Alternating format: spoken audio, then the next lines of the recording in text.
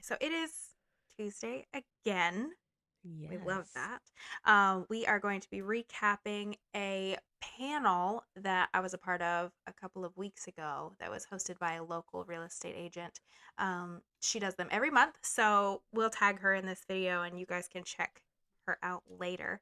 But I have the list of the official questions, so we're going to go back through these because I feel like there was a lot of great information that we were able to kind of take away from the panel, and then we can kind of add our little bits and pieces in as we go, Yes. because the theme of her panel this month was surviving the market, which I think is a really important topic for a lot of people right now, because I'm seeing things on Facebook and questions about side hustles and is it going to change and what should I do, and I think that this can be helpful for a lot of people. So Now remind me, was one of the women on the panel a broker in charge? yes, Donna Okay. Sinte is a broker in charge. She is wonderful. She's been in the business forever and is a wealth of knowledge. So the first question that they started off with was asking Donna, who is a broker in charge, is what is the state of the current market? And do you remember what she said? So I don't think I was here for that question yet. I got there a little late because my GPS took me to a grocery store. Oh, So, that's right. um, So Donna laughed and said, "I would say that it is interesting." And everybody laughed because it's true, right? And it's changing, it's balancing, it's not, I don't really like the word shift, because it's just coming back to a normal market. And I shared, at that point, that my first listing was on the market for 111 days before we went under contract. And now I have a listing that's just under 60 days, and I'm like, oh my gosh, what is taking so long? You know what I mean? So right. it's been a crazy couple of years with things like just moving so rapidly. And now with the interest rates the way that they are, they're just, buyers are being a little pickier, a little choosier. They're taking their time, they're doing their due diligence, they're asking for repairs and all of those things. And I think that sellers are a little off put by that because they haven't had to do it in the last couple of years. They haven't had to give concessions or home warranties or things like that. So there's a lot more back and forth, and I've seen a lot more properties coming back on the market when they go under contract than I have in the last couple of years. So it's interesting to see, and I think that it was a good choice of word to say that it's interesting. Um, Yeah. and just another point to be like, you have to be in your market. You have to know what's going on to be able to answer the questions, to be able to show some expertise and guide your clients, buyers or sellers, in what's happening. I would say, like, if I had been asked this question, I would have said it's unpredictable. And that's what I'm telling my clients right now because we could price it perfectly. I have two listings right now that when we listed them, the comps were what they're priced at. And now I'm like, we've got to make some changes. But then I'm also seeing houses that are like my sale when we closed it in October. Looking at my calendar of closings. It was 2 days and it was multiple cash offers at over $1 million. And I know it was priced right because the none of the offers went over asking. But it's like that's not what I would expect. Like when we're hearing about interest rates and all these things, and people are like houses are slowing down. Some of them are, but then there's this weird like every once in a while, poof, it's still gone in a day, and I'm like, I can't tell you what or why. Right. There's no way. Like I'm in this market every day, and there's no rhyme or reason to why some houses in the neighborhood are priced at the highest and it's gone today, and then your house in the neighborhood is not much different, but we have it priced at the lower end and it's sitting. Like I don't know why. I It's an don't interesting phenomenon. It keeps us on our toes.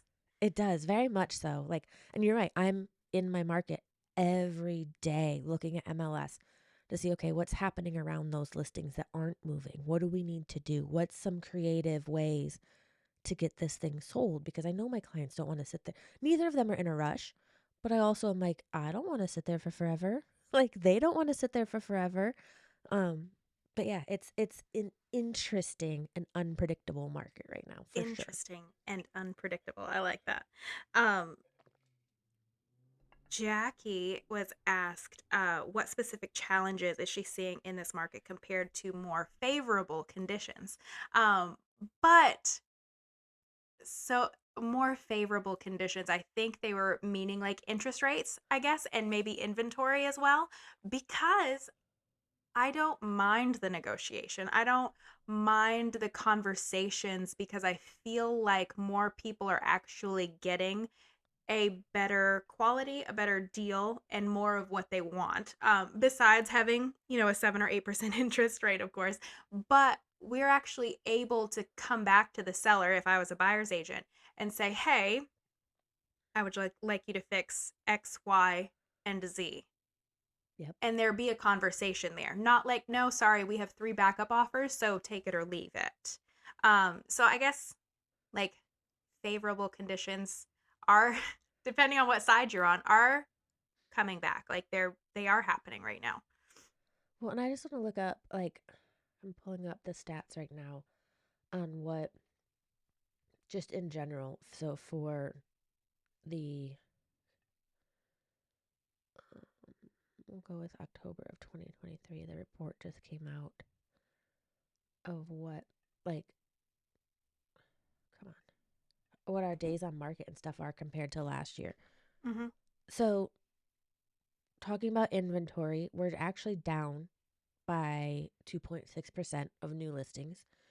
Pending sales are up, so that shows me they're staying on the market a little longer.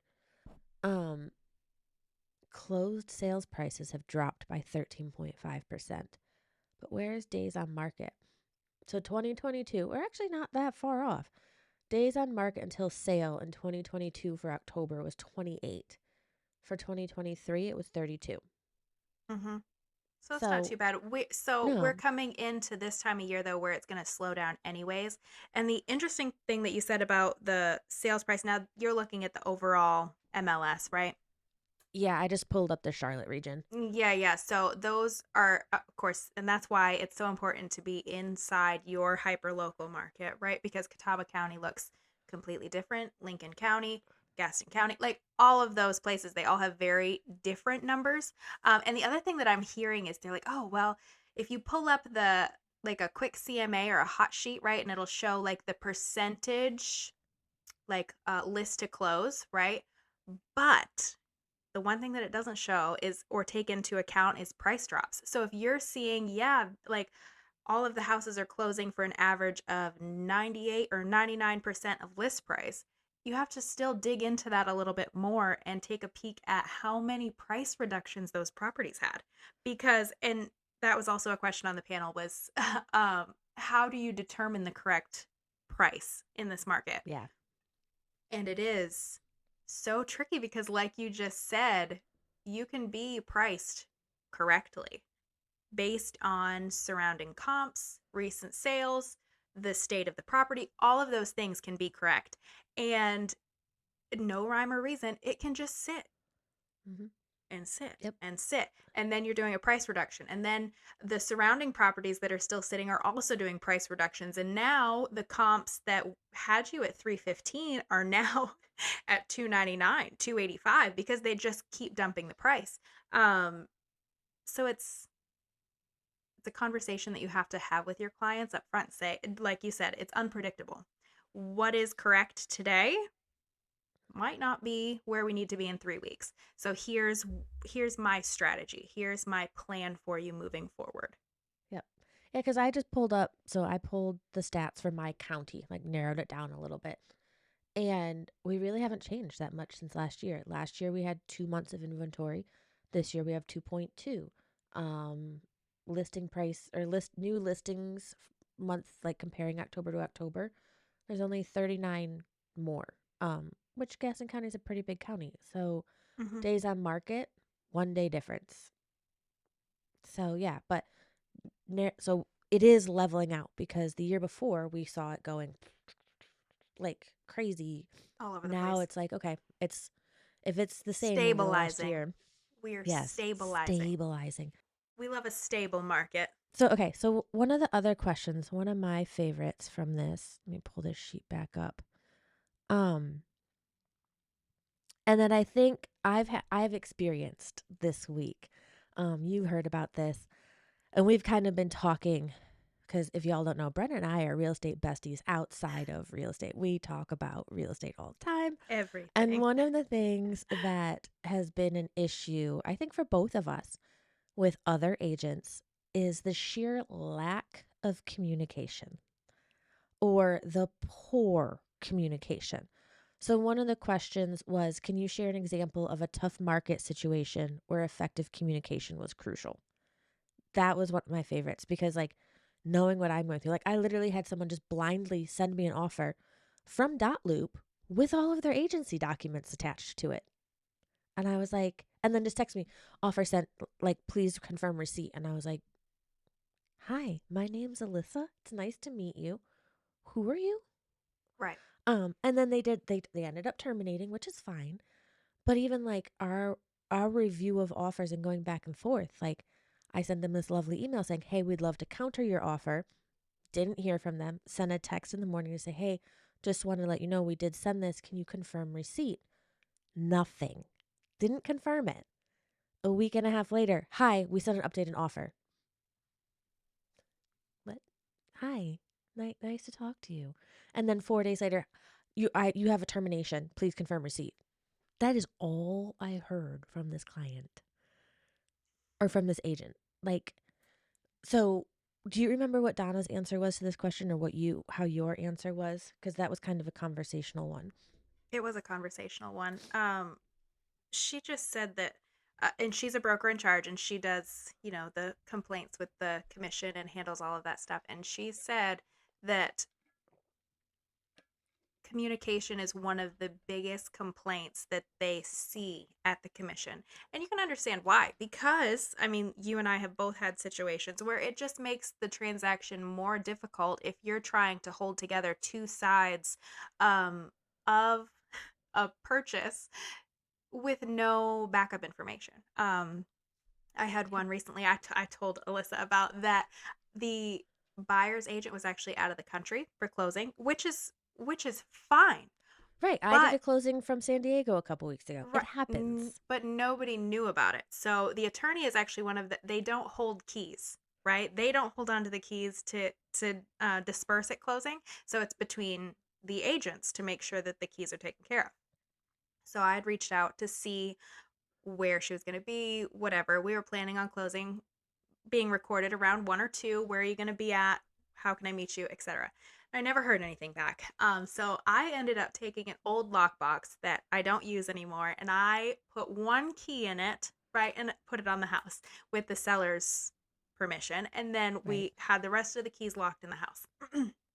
And after recording, I still hadn't heard from the agent, and I didn't at that point know that she was out of the country. And the buyers actually reached out to me and were like, everything's signed. Now what? And I was like, oh Lord. So explained about recording and that sort of thing. And then once it was recorded, they were like, okay, now what? Right? We own the house, but we don't have the keys. And our agent is gone. And it was so funny because they're like, she'll be back in a few days. If we have to wait, like, no big deal. And I'm like, oh, oh Now, no. mind you, this So was the week before Thanksgiving. it was the day before Thanksgiving. It was Wednesday is when we closed on this. So I ended up I just gave them the combination to the lockbox that I left at the house because there was a key in it. The Right. rest They of the own it keys at are in the that point. house. It was more chaos and stress for them in that moment because there wasn't a plan. Right. They didn't have any idea how they were going to get into the house, when they were going to be able to get into the house, or anything like that. So if there had just been like the week before, hey, I'm actually going to be out of town for the holiday. However it needs to be, we are a team, and that's something else that we talked about on the panel Right. is both agents are ultimately working towards the same goal. We want to get to the closing table, whether it's for our seller or for our buyer. So if we can work together as a team, it's only going to make both clients happier because it's going to be seamless and easy. People hire us, and I think a lot of agents forget this, to make this not only because we're experts in the field, but to make this easier for them. Mm-hmm. Let's like think about it. Technically, do you have to have a dentist to clean your teeth? Nope. You could go buy all the tools and try and figure it out. But we pay for dental work, right? Like we go get our teeth cleaned. Some of us like me, if you're a little OCD, 3 to 4 times a year. Um, we pay lawyers to handle things in court for us. They are paying for a service. Even if they're the buyers and the seller, which is a whole nother conversation, is technically paying that commission out of the proceeds. By the way, that the buyers financed within sales price, but that's a different conversation. You are there to provide a service. And if, like, I guess we're getting off the topic of communication, but if you're not providing that service and communicate, because communication is a huge part of that. That's why real estate agents get in trouble. Right. That's why we get in trouble. And that's why people don't like us. Because if anything, hopefully those clients are now going to be like, oh, Brenna was amazing. Our agent left us high and dry. Like, communication is part of our responsibility. And if she had just sent you an email that said, Brenna, I have a vacation scheduled the week of this closing. I'm not being able to get them keys. I know. And maybe, in her defense, maybe she didn't know that this closing attorney won't hold keys. Okay, it happens. But she didn't even and her clients didn't even know she was out of the country. Like, come on, y'all. Do better. Oh, here's a good one. So they were talking about leveraging your time. And Jackie, sorry, I have to sit on my foot or I'm too short. They were talking about leveraging your time. And Jackie actually has I don't know if she calls her assistant or her showing agent or how that works, but she is like her extra set of hands, right? She's Nice. licensed. She handles like the transaction side of it, that kind of thing. And it's made her, she was explaining how that's benefited her, right? Because we're in a business that if you can save 15 minutes here and 15 minutes there, and that adds up into a huge amount of time, that whether you're reinvesting that back into your business or having the ability to spend that with friends, family, that sort Mm-hmm. of thing, it makes a huge difference. And right now, in a tighter market like this, I see in the Facebook groups and stuff too that everybody is just like clamming up, right? We're firing our showing assistant. We're letting the transaction coordinator go. We're going to do it ourselves. We're not sending out Christmas cards this year. Whatever it is that you're like, we're going to save that $50. We're going to save that $700. Ultimately, and this was a good discussion back and forth too, because what that does is it removes you from people's trains of thought, right? They're not seeing you out in the community. They're not getting that Christmas card from you. It's not a reminder of who you are and what you are. But those people that are like shutting down completely and like weathering the market, well, then, come spring when things are picking back up, they're starting from scratch, right? They're Mm-hmm. restarting that campaign, they're redoing marketing, and people who have just consistently done the thing, showed up, been there, are already in front of people. Yep. So it's just, I feel like the worst thing that you can do right now is just shelter in place and wait for more inventory. You know what I mean? I, no, I absolutely agree. I absolutely agree. I've spent more on new marketing things in the last 45 days than I think I have in my entire 3 years.